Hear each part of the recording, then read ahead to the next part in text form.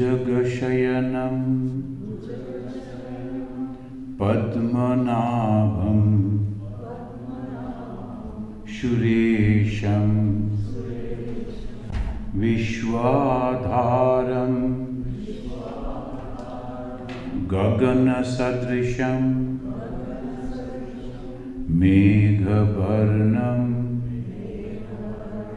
Shubhangam Lakshmi Kantam Kamalanayanam Yogi Bhi Dhyanagamyam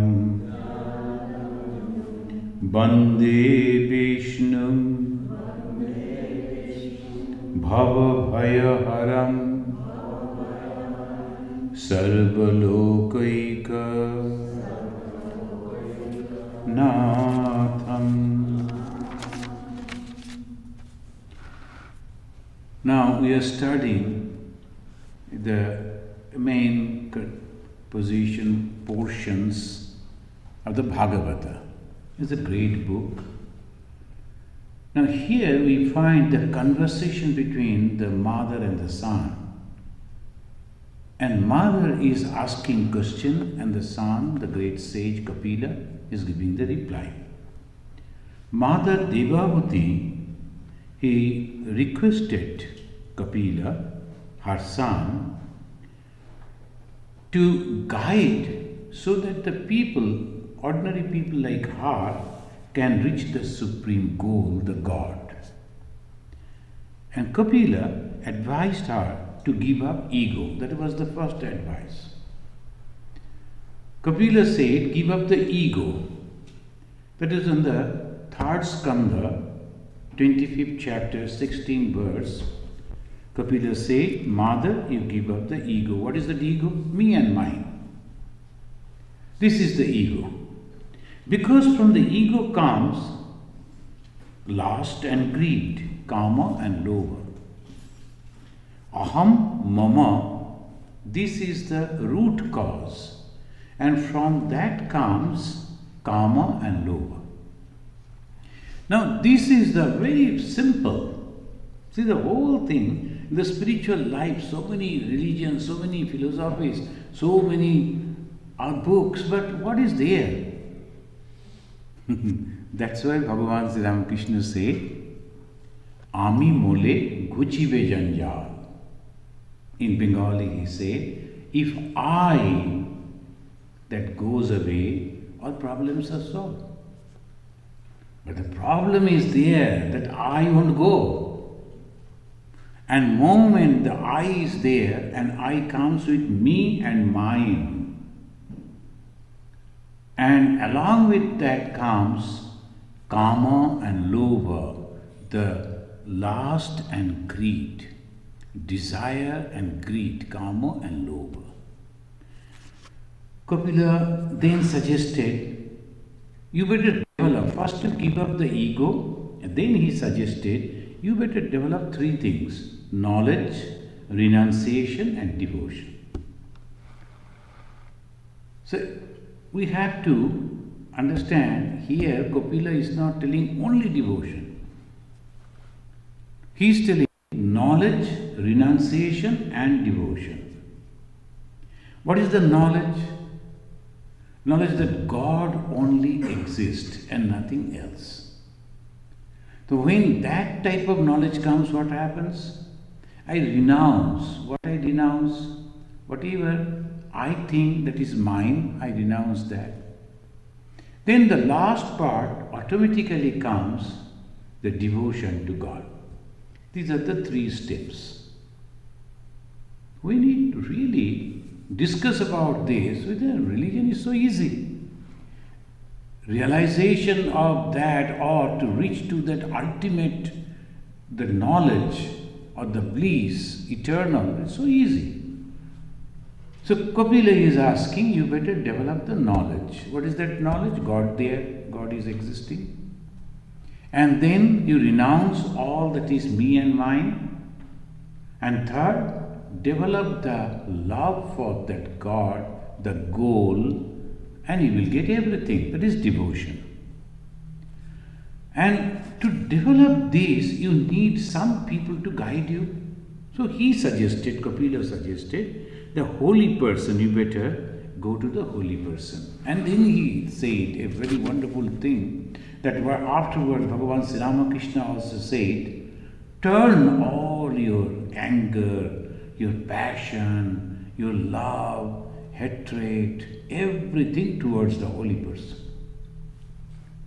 All these things, just turn it to that holy person. Whatever you want, instead of the ordinary people, better turn it to the holy person. Then you will find everything is changing.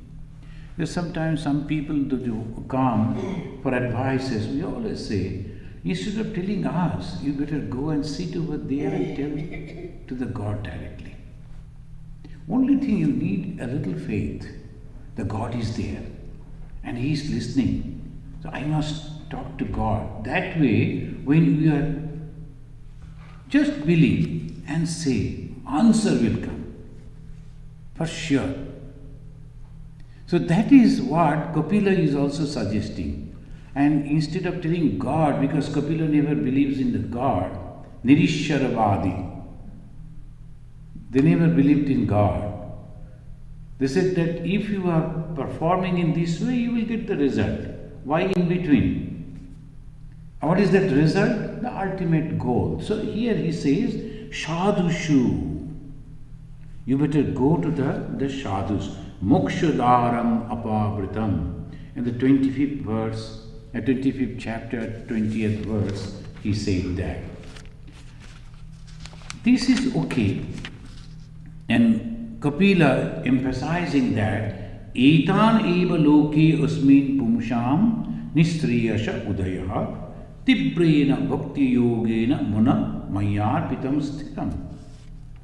The 44th verse he said, the highest spiritual goal of human life is to reach me, the Supreme Being, through one-pointed devotion.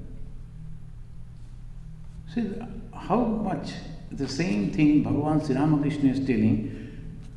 The God realization is the goal of every human life. Ultimate. Here Kapila says, me, the Supreme Being, is not the God. Tibrena bhakti yogena. You have to develop that one-pointed bhakti, devotion, attachment. So that way you have to come to me. The highest spiritual goal, Pumsam Nistriyasha. Nistriyasha is the ultimate, highest, Udayaha. How? Mayarpitam Sthiram. You have to give your mind to me and then continue in that way. In everything.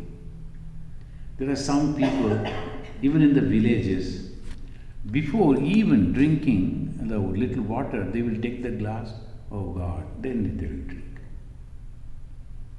Without remembering God, they won't do anything. Sometimes it becomes a habit, they don't mean actually, then that won't be, the result won't be good that way. But if consciously we are doing each and everything, even as one step when we are going, remembering God and going. So that way what happens?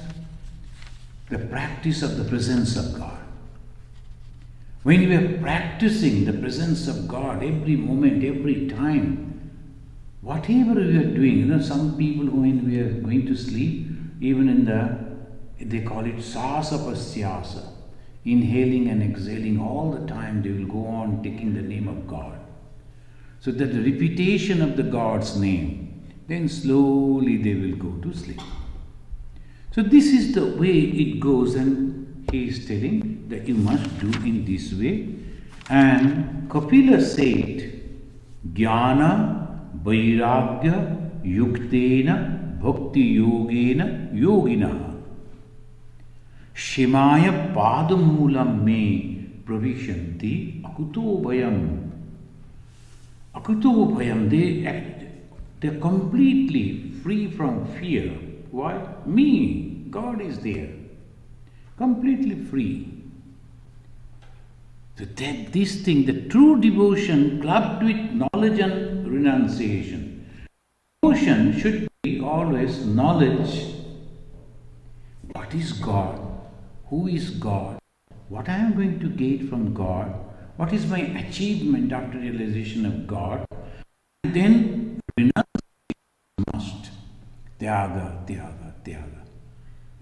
Bhagavan Sri Ramakrishna, he said, what is there in the Bhagavad Gita? 700 slokas.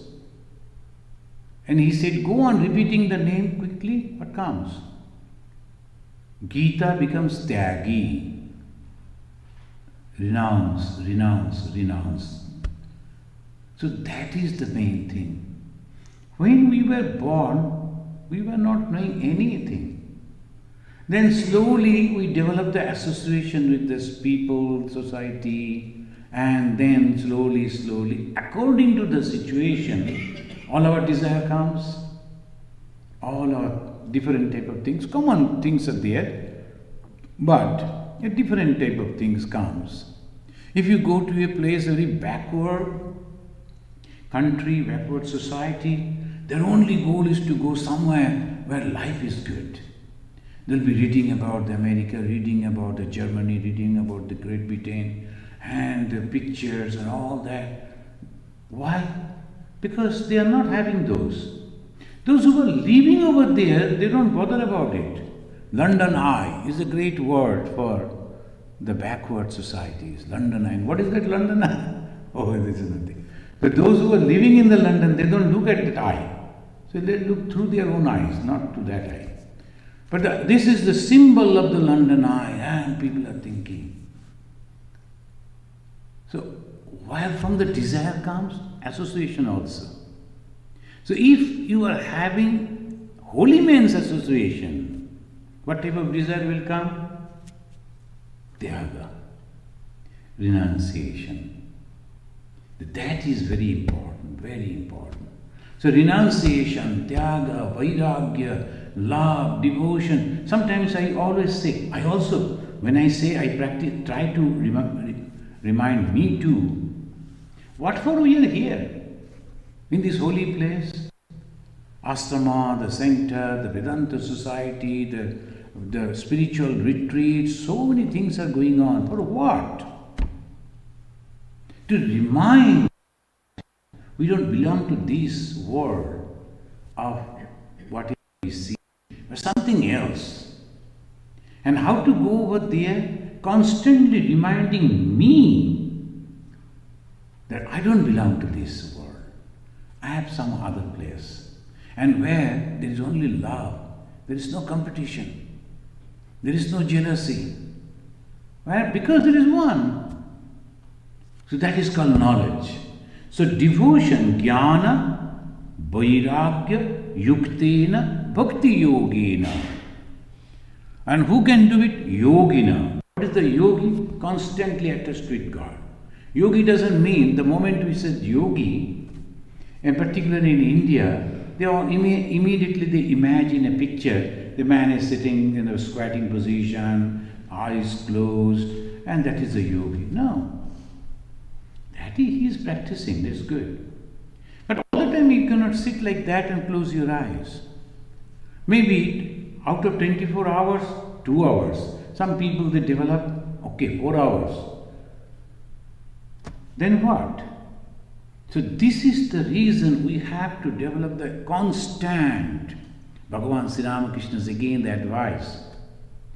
Any scripture you read, immediately if you have the background of Sri Ramakrishna's literature, his advice, immediately he will get. Very simply he is telling, by closing your eyes, you can see God. Can't you see God with your open eyes? This is the beauty. Because most of the time we are awake. We are in the society, mixing with so many people, talking with so many people. And if that whole time is converted into spiritual practice, that is the main thing. So that's why Bhagavan Sri Ramakrishna is telling what is karma yoga is nothing but constantly remembering God and performing the work. And when I am performing the work, I know it is done. Because I have done it for God. So Kapila is also telling, Shemaya padamule me pravishanti. Then ultimately they will come to me. That M is capital. The me means the supreme being. So obviously, the moment he says they are coming to me, then what happens? Question is, if me is that, okay, for our, it's not God, they don't say God, but still we are so accustomed to the word God, let us say, if that being, the supreme being, the God is there, then where from we came? So this question obviously comes again and again, everywhere. Any philosophy, any higher thoughts, this question, who is the creator and what is this creation and what is the relation between the creator and the creation? So this question is coming, okay. In brief, we can say that Kapila's advice, a devotee, jnata, then the supreme being, the jnana, in between the knowledge, jnana. So jnana, jnata and jnana, these three.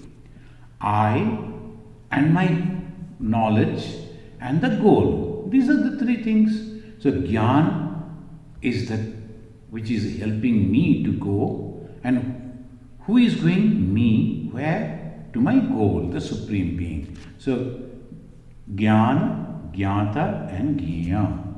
These are the three terms they always use, and they say you have to take up a bow and arrow and shoot in such a way these three will be pierced in one arrow, in one shot. So you become the knowledge. You become ultimately transformed into God. So he said, Padamule, you come to me the God. How? Through knowledge. What is that knowledge? You are completely different from me, or you are with me? This is the question. Here, Kapila, he said, you are completely different from me.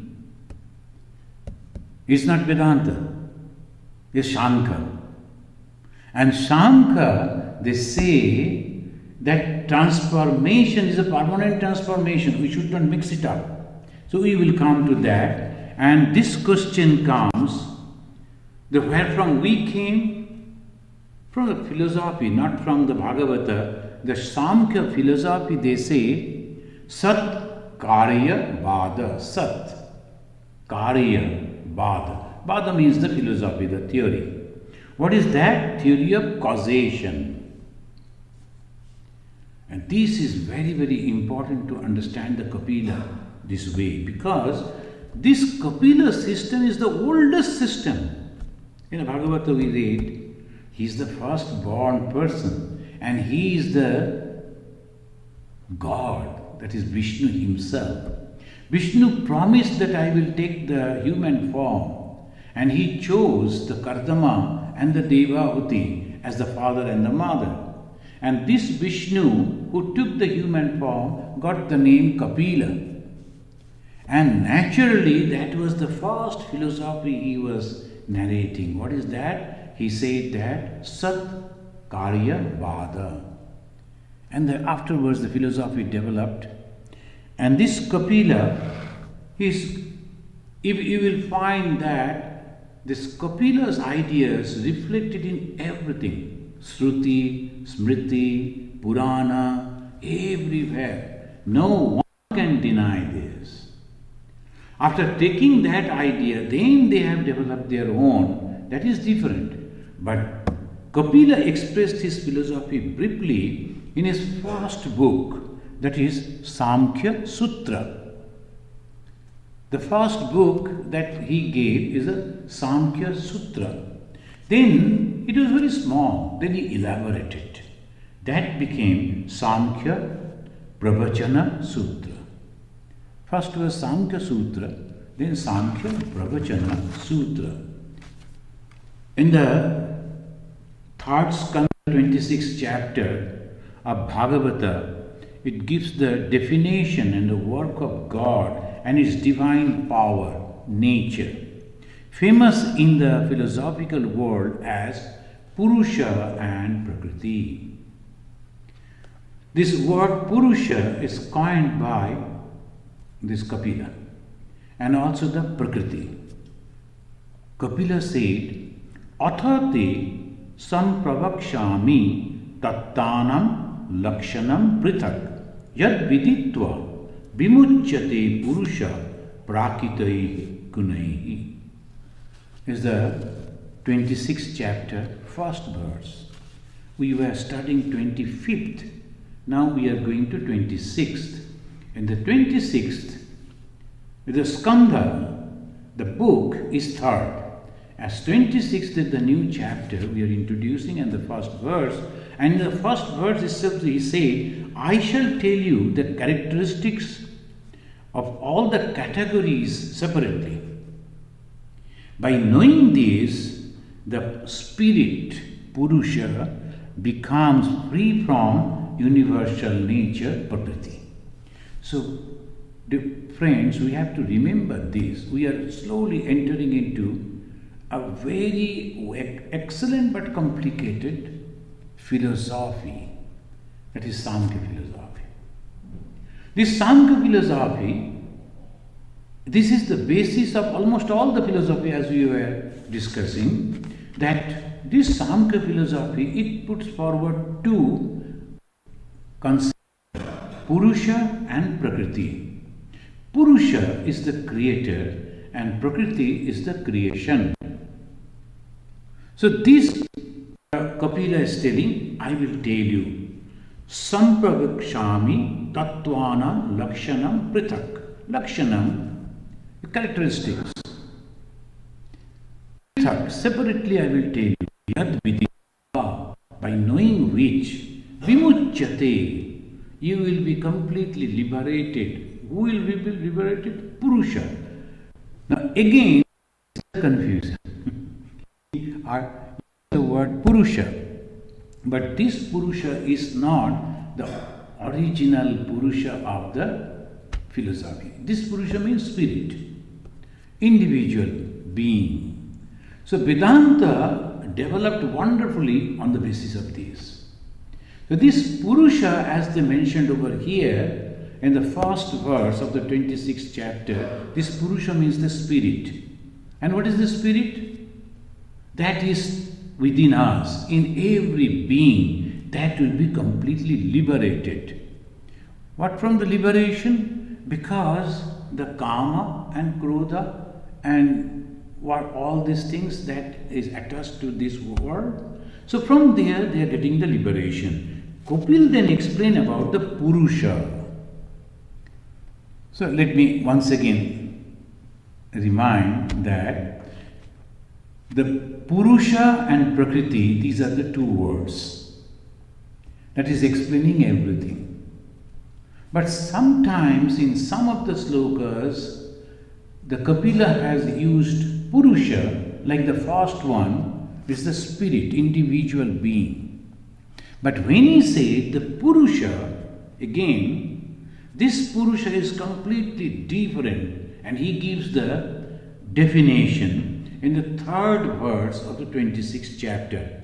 Anadi Atma Purusho Nirguna Prakriti Paraha Pratyabdhama Sayam Yoti Vishwam Ena Samannitam.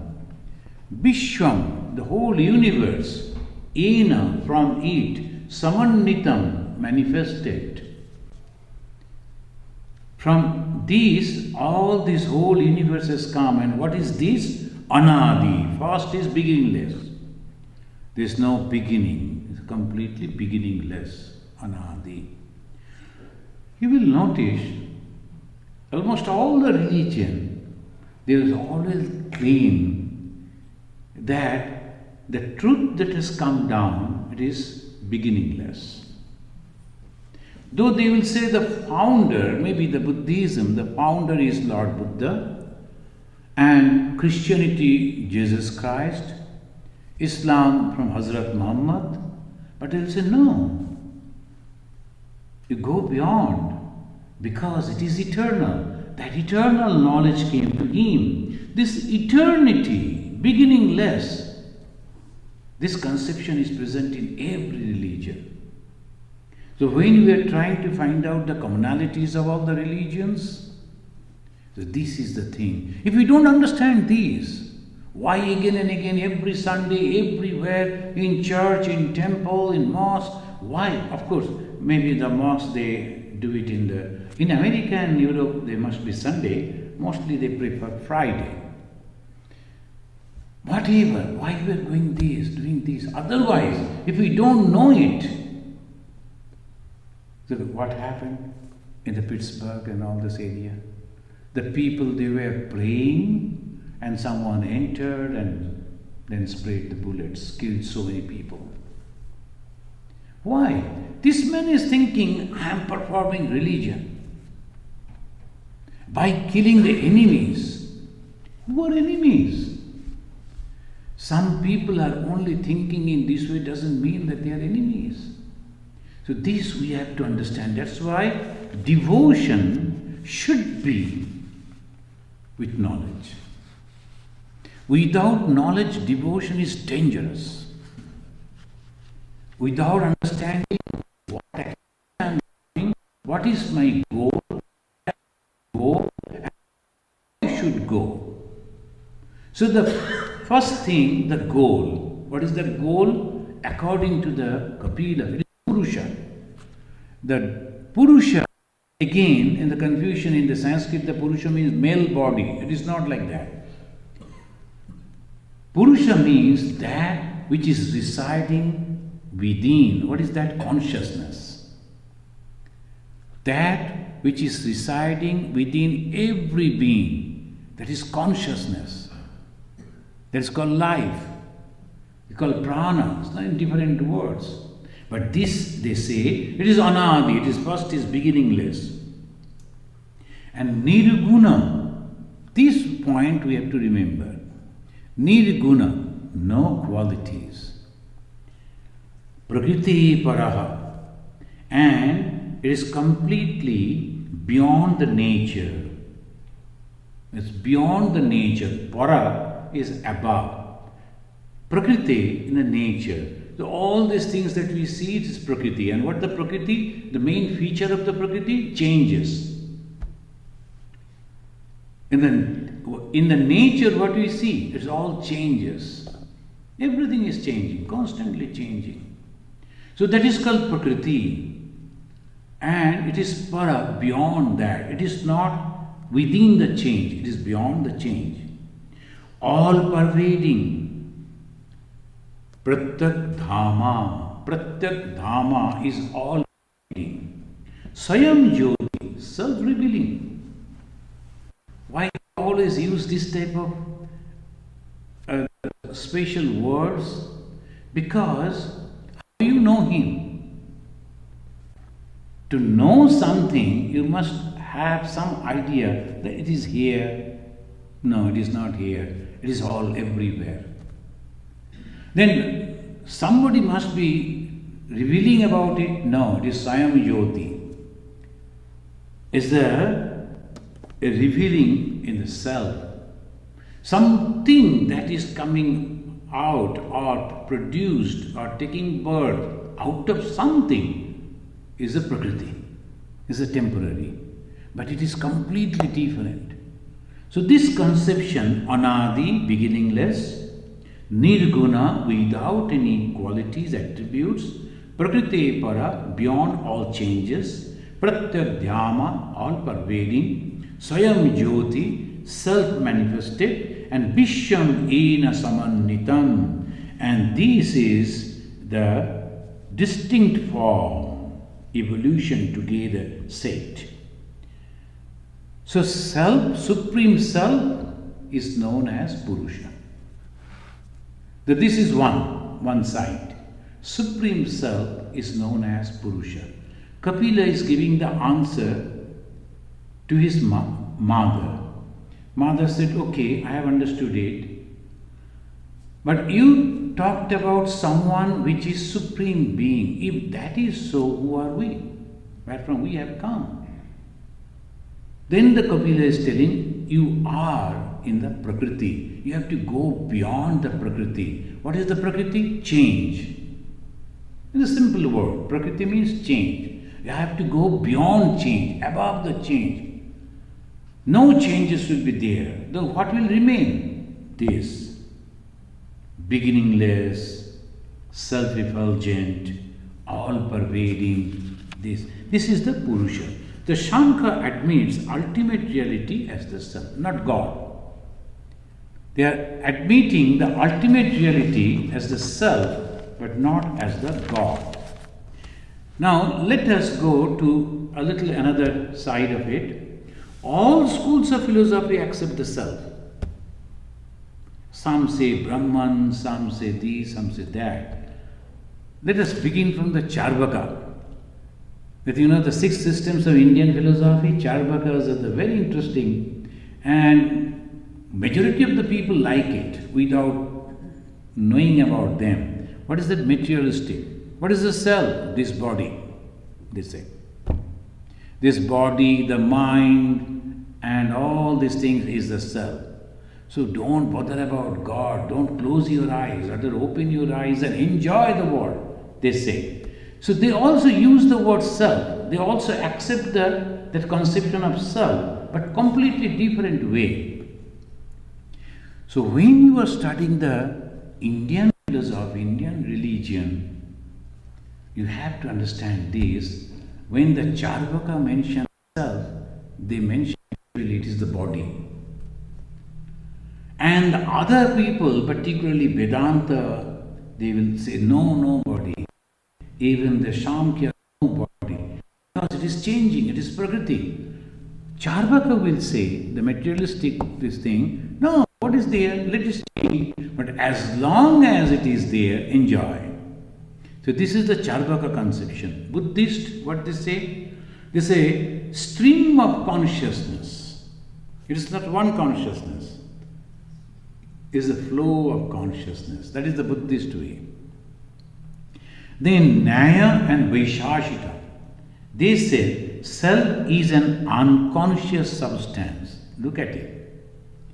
The Nyaya and Vaishashika, they say self is an unconscious substance. Sometimes, under certain condition, appears like conscious.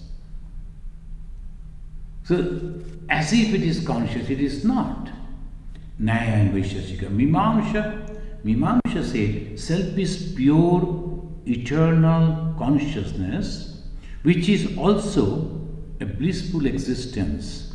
Satchidananda, Mimamsha says, self is conscious entity, sometime become, because of ignorance, appears as imperfect.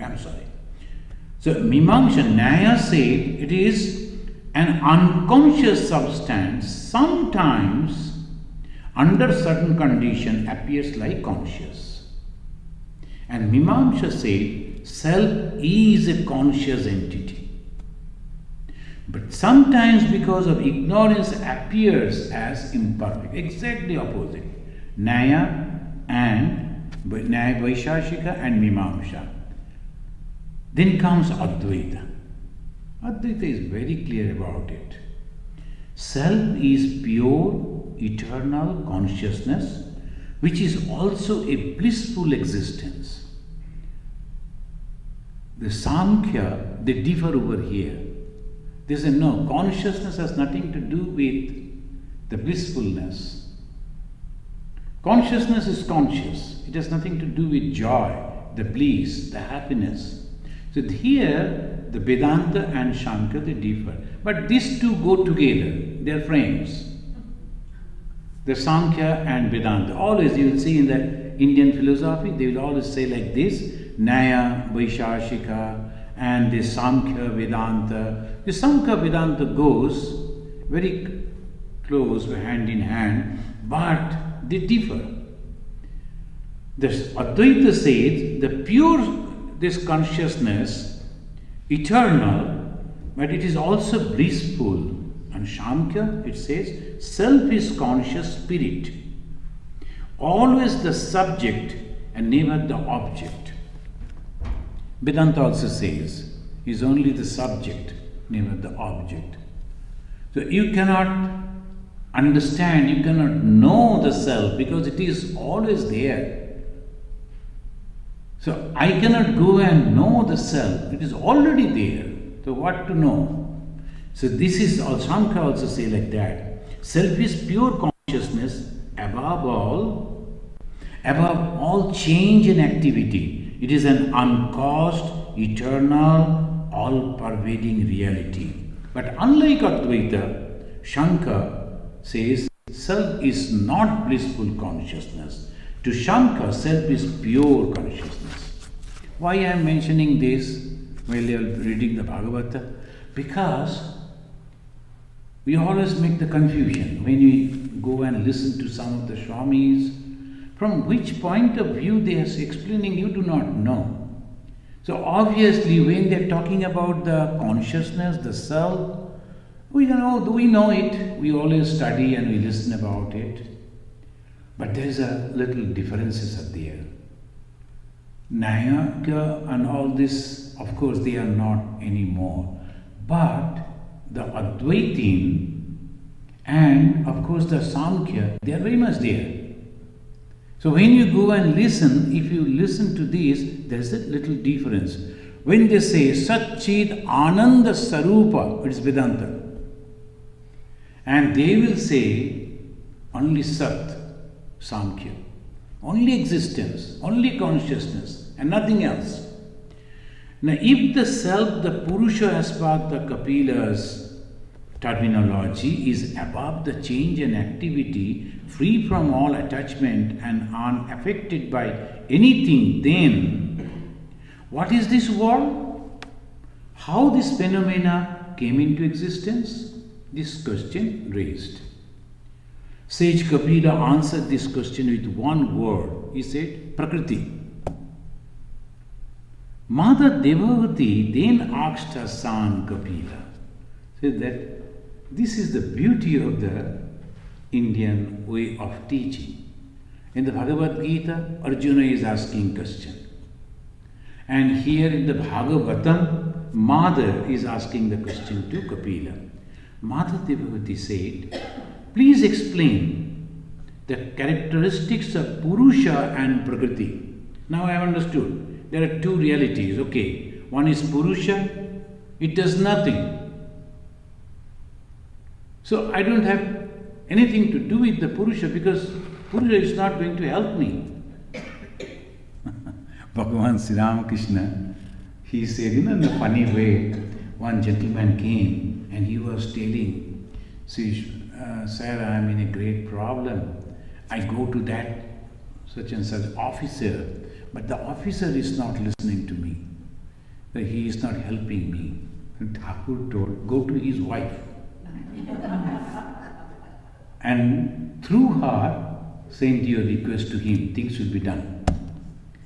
So in this way only, always Thakur used to say, and you can understand it very easily. Purusha and Prakriti. Sri Ramakrishna is to worship goddess Kali. There's a symbol of Purusha and Prakriti. The Purusha is the Shiva, all consciousness, but no modification, is doing nothing.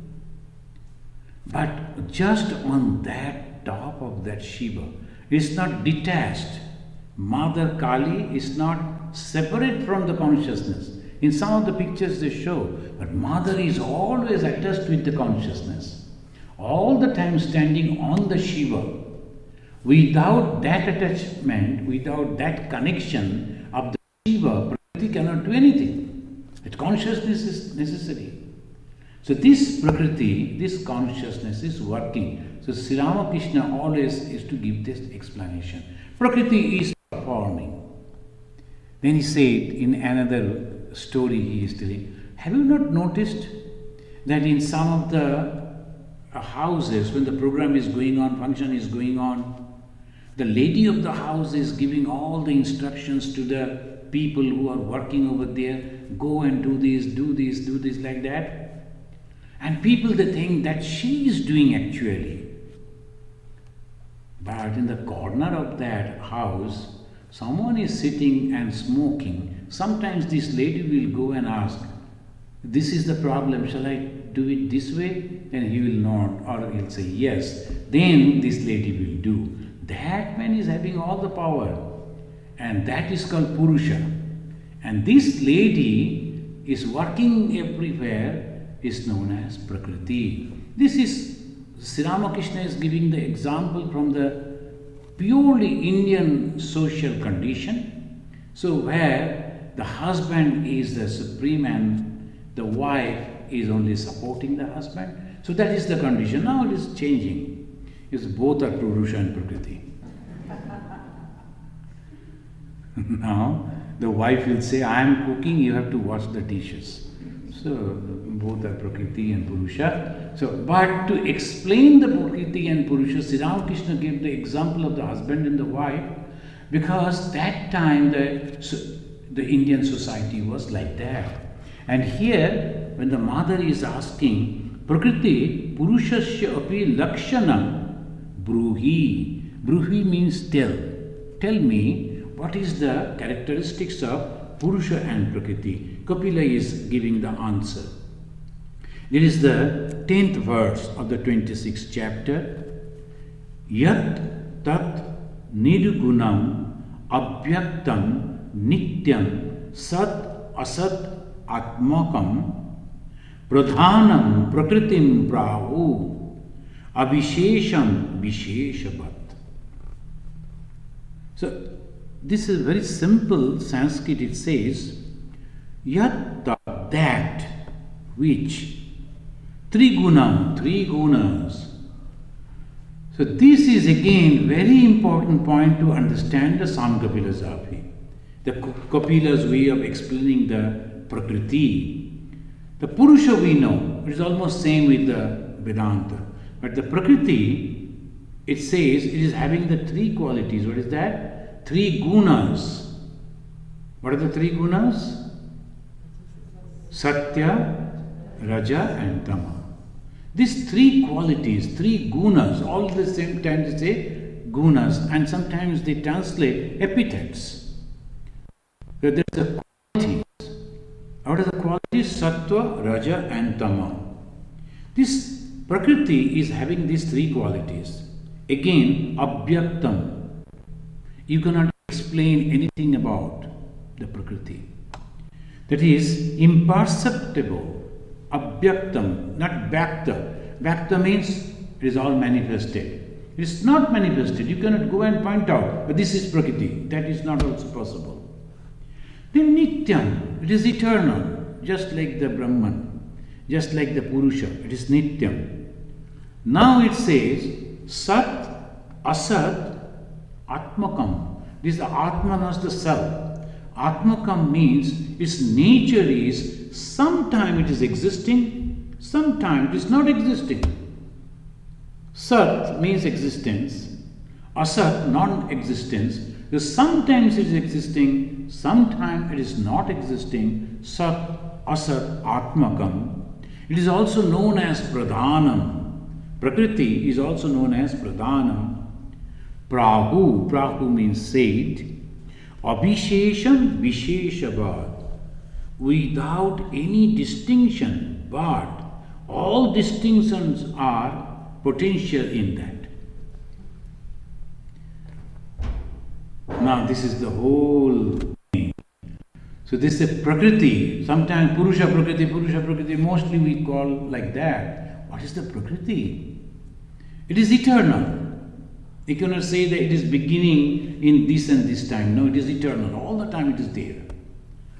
And completely separate from the Purusha. It is nothing to do with the Purusha. So Prakriti is eternal and it is nityam. Having three qualities. These three qualities will create. We will come to that afterwards. Three gunas, and it is existence, again non-existence. Why? It is existing when I am bound. when I am having that strong bondage of me and mine, this Prakriti is existing for me. But someone who has gone beyond that, Bhagavan Sri Ramakrishna, when he is looking at the people and he was traveling in the streets of Calcutta, he looked at the people and said, everybody is bound by Prakriti. All they are thinking about themselves. None of them are thinking about the self. See, Sri Ramakrishna is observing others, the other human being, as a bound people. Why? Because they are under the Prakriti. So for Sri Ramakrishna, Prakriti is not present. He is above that. So that's why it is asat. For Sri Ramakrishna, Prakriti is asat, non-existence. But those who are there, bound, for them Prakriti is there. So at the same time, it is there, it is not there. For some people it is there, for some people it is not there. Yesterday in the Ganges, I was there, the retreat was going on. I was giving a little small child came, hardly 2 years or so, and I was giving him small pieces of the biscuits. And he was so happy getting the small piece. He was jumping and showing great joy having the small piece. Then I gave him a very costly sweets. He threw it. He never liked it because it was sticking. So he threw it and then he was showing the hands like this. It is not good. So if you give it, they're very ordinary, simple, and he's very happy taking that and then eating immediately like that. So for the sweet, we have the great respect. Oh my God, the sweet, I like that. But for that boy, it's not. Why like this? Condition. He has not understood the importance of the taste of the sweets. But we have. So if you give the opportunity to take the sweet and the candy, I will say, no, the biscuit, I will say, no, I will take this one. The condition, so asat and sat at a time. And it is abhisheshan, without any distinctions. But all distinctions, all manifestations are potentially there. How it is possible? Bhagavan Sri Ramakrishna, he gave the example. Snake is poisonous, is having the poison, the venom. But it is having the venom, having the poison, it is not affected. But when that same snake is biting someone else and injecting, pouring that venom, he dies. So Prakriti is just like that. It is having that creative power, but it is not affected by that.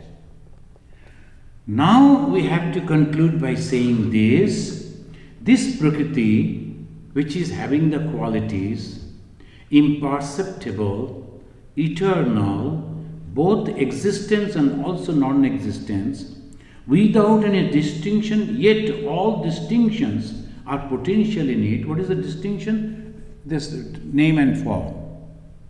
So this distinction is also known as pradhana. It is Prakriti.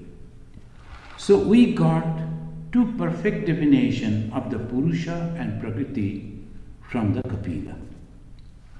And almost like Maya, this Prakriti is almost like Maya, but not Maya. The Vedantin, they are explaining the world that it came through Maya. And Shamkhya explaining that world was created through Prakriti, but they have difference. What difference? Very great difference. When the Shamkhya says, this is the transformation is permanent. But the Vedanta says, no, it is only apparent. So this is the two differences. The complete change, when the Prakriti is creating, the creation is complete and it is like that. But the Vedanta says, no, through Maya, through the prism, you see like this.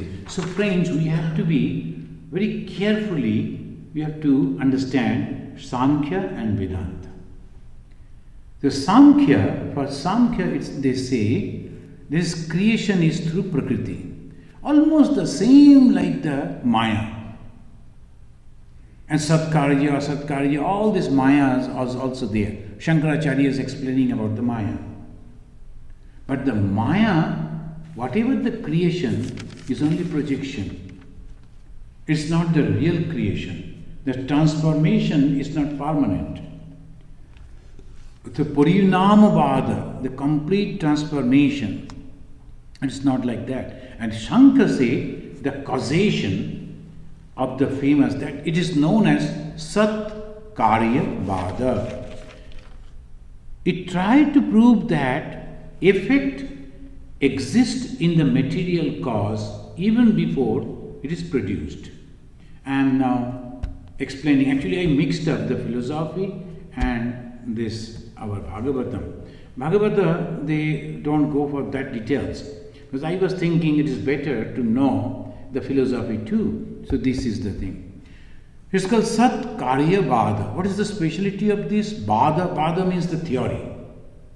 Vada is theory. What is the speciality of this theory? They say effect is already there before the production. Now in the wood, the chair is already there. The table is already there. Otherwise, you cannot make the table or chair. So that is called Sat Karya Vada. See how nicely they have analyzed. If that effect is not there, you cannot do anything out of that. From the water, you cannot make any chair or table. Because the effect is not there in that material.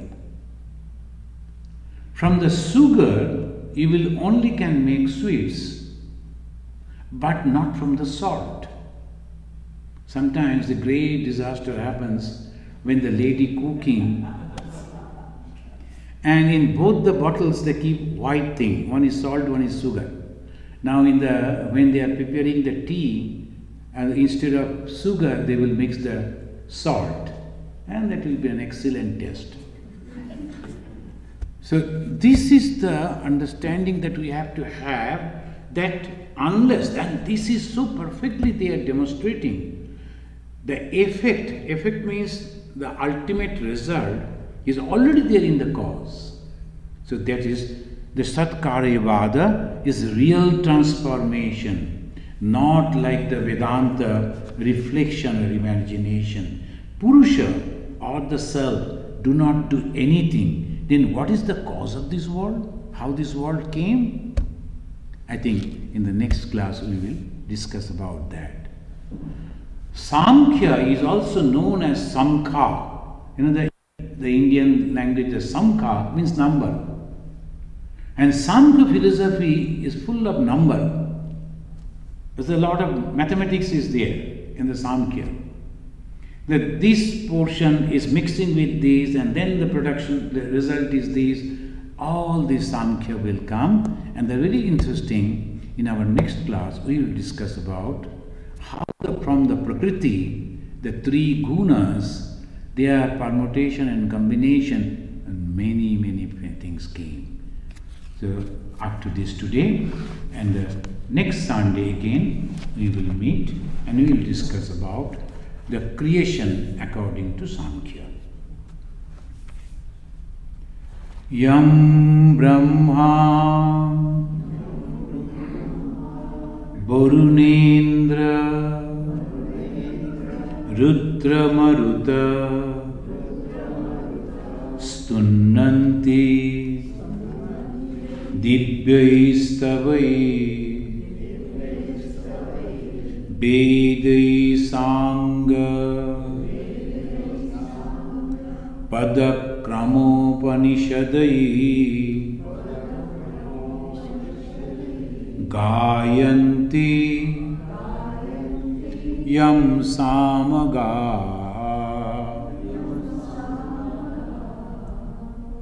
Dhyanavastita tadgatena manasa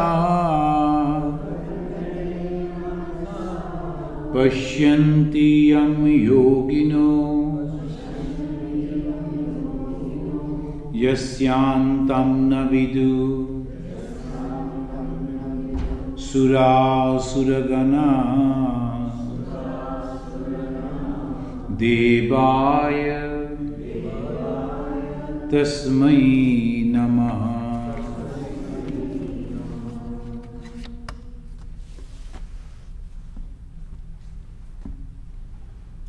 Om Shanti Shanti Shanti Hari Om.